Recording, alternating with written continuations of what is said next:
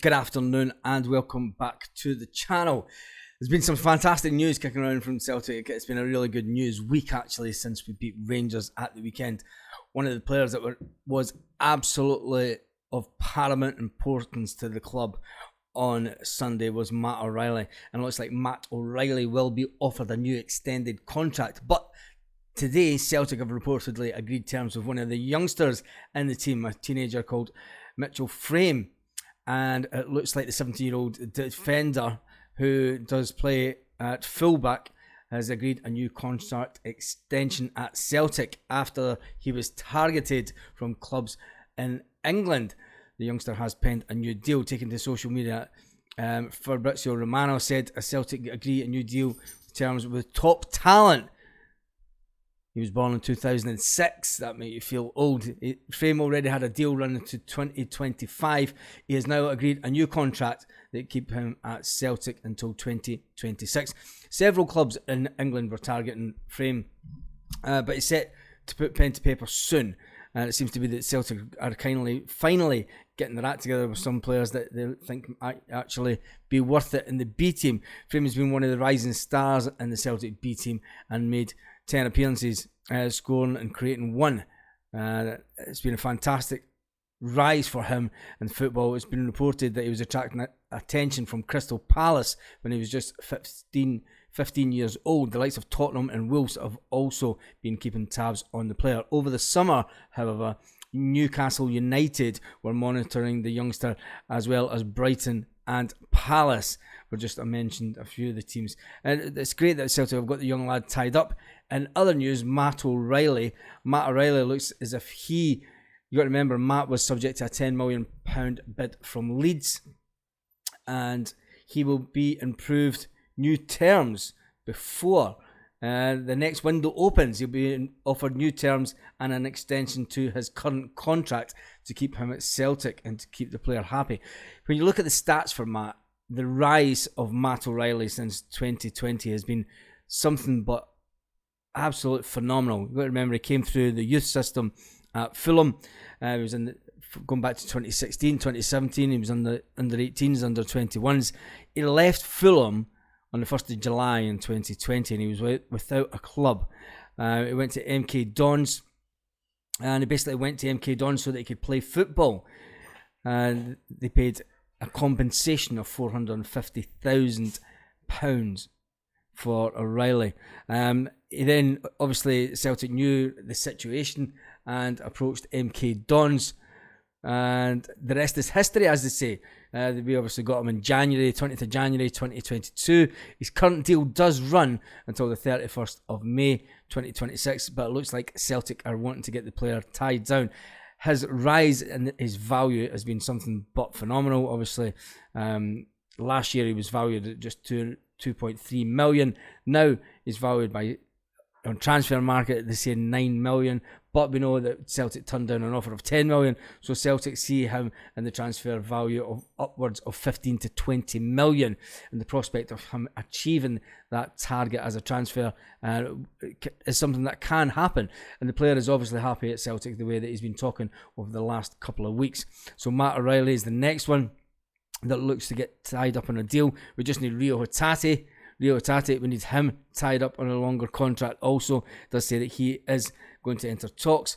You know, Celtic, but well within their right to knock back the bid for Matt O'Riley. And I think Matt O'Riley paid back Celtic on Sunday with the header that obviously led to the Kyogo goal. And it was pretty much a pinpoint header from Matt O'Riley. And I think a lot of people have overlooked that from the weekend. It was an absolutely fantastic strike from the young Danish internationalist. Now, when I say international, one of the things that will get Celtic fans really behind Matt O'Riley is the fact that he played for England at under 16 and under 18 level, and then he jumped ship and went to play for Denmark, and he made his debut on the 29th of March 2022 for the under-21s for Denmark, and he's had 6 games for them, scoring 2 goals. So that's why I think he's going to be a fantastic player for us, just because he did turn down England, and we all know that good players that turn down England and come to Scotland to play for Celtic going to have fantastic careers. said that Brendan Rodgers is a massive fan of the 22-year-old and he's been a key player since his return to the club. You know, he was a bit vocal when Ange Postecoglou left for Tottenham and all the riches in the summer. He says, but the thing is, he repaid Brendan right at the start of the season with a couple of goals and a couple of assists, and he's added another assist to his name at the weekend, which was absolutely fantastic. O'Reilly is still under contract for another 3 years, but you know, Celtic do want to add him to the list of Kyogo Furuhashi, Dyson Myra, Lil Abada and Callum McGregor on getting them on long-term deals. And if you think about it, the reason that Celtic want to do that is they're building the basis of the team for the next 3 or 4 years, so that there is that little bit of consistency within the squad. And we all know what happened the last time that we had a little bit of consistency within the squad. We went on to grab 9 in a row for the second time as Brendan Rodgers laying the foundations to go on and create another 9 in a row run for Celtic. Tell me what you think in the comments. Obviously, the big one that we need to get done also this year would be Rio Hatate, and I think that one will happen soon also. In other Celtic news this afternoon, Celtic have found out their allocation for the away game in Feyenoord. The Celtic will receive 2,400 tickets to Rotterdam on the 19th of September, and John Paul Taylor confirmed the news on social media this afternoon. The fact that the Dutch ground only holds 51,177 UEFA rules dictate away sides must receive 5% of tickets for European games. It's not been confirmed when the tickets will go on sale, but with the allocations like that, it's unlikely that normal fans, it'll be fans that are already on the European ticket scheme that will get those tickets. So if you're trying to get a ticket for the away end, it's highly unlikely. And I'd probably suggest the same for Atletico Madrid. It looks like we're only going to get 2,500 for that game, so it's highly unlikely that you'll be able to get tickets for the Celtic end unless you have travelled with Celtic before and went to European games with your season ticket. So tell me what you think about the comments about 2,400 tickets. Will you be one of the lucky ones that will travel to Rotterdam with a ticket, or will you travel to Rotterdam anyway, because that's going to be a fantastic game? Just the fact that Celtic are going to Rotterdam, it will be brilliant, and the fans will have a fantastic time there also.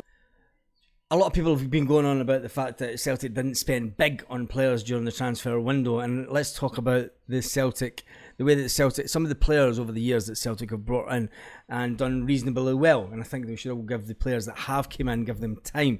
When you look at the money that was spent on players over the last 20 plus years, and some of them went on to be fantastic signings for Celtic. Craig Gordon was free. Didi Agat, 50,000. If you remember Didi Agat, you're going way back. Emilio Izagiri was only 600,000. Jackie McNamara was only 600,000, going back to the 90s. Christopher Ager, he was only 600,000. Bobo Baldé was free. Imagine getting a player of Bobo Baldé's stature for absolutely free. And then the King of Kings who went on to score an unbelievable amount of goals for Celtic, Henrik Larsson, was only 650,000. Victor Wanyama was 900,000. We Celtic for a healthy profit. George Cadet, there's only one George Cadete. Yes, and George Cadet, believe it or not, actually does up old houses now in Portugal, which is something that you never see Celtic players and what I'm going to do. But he's got a fantastic career of buying old cottages in Portugal and doing them up and selling them on. Lubo Moravcik. Lubo was only 300 grand. Tom Rodgett was only 450,000. Jonathan Gould was free. Michael Lustig was free. And you've got to remember, Michael Lustig, when he came in, people were like, he was always injured, but he went on to have a fantastic career and he won a fantastic amount of trophies at Celtic. Going back to the 90s, also Tosh McKinley, 350,000. Scott McDonald was only 700,000. Musa Dembele was 500,000. Chris Commons was 300,000 for Chris Commons. And then when you look at Jeremy Frimpong, we sold Jeremy Frimpong, who went on to be a fantastic player. He was only 300,000. Near Bitton was 700, and then the last one, but not least, was Joe Ledley. Joe Ledley was free also. So when people are complaining that we're not spending big on players. Just remember that those players came in and had fantastic careers at Celtic. So do not underestimate the players that have came in just now, because those could be names that we are shouting for years to come on the road to another 9 in a row. Could it be these are the players that are setting the foundations for that run, and how special would that be? And that note, have a fantastic evening, Celtic fans all around the world. Lit. Roll up to the party, roll up to the